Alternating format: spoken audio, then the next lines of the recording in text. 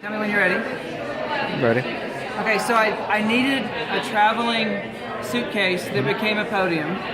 So I went to some kids in western Kansas and I said, guys, here's my challenge. I travel 300 days a year. I get 2 suitcases broken a year.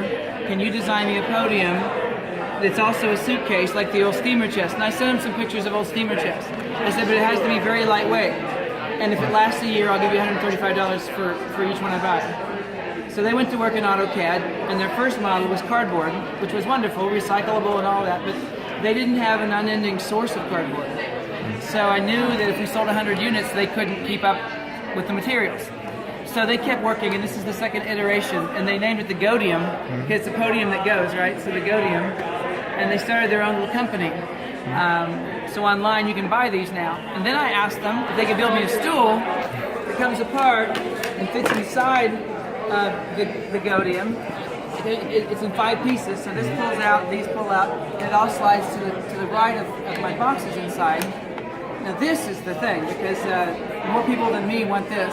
So they just sold 30 units this week because a Makerspace saw this and said, can you make us some? And musicians see it and they think, well, I can take that in my case, take it out, play all night, see how they made the adjustable foot cart? That's because a short person sat on it and said, I couldn't use this. So 2 days later they had these notches in there and you could move it up and down. So what's fun at their school is that they get to sell these things, the money comes through the office and they get paid like it's a business. And we've been working together this year.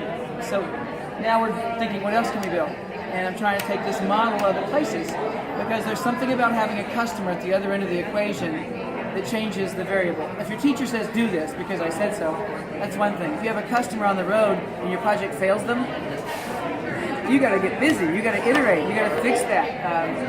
That dynamic has been just wonderful. I can keep going on some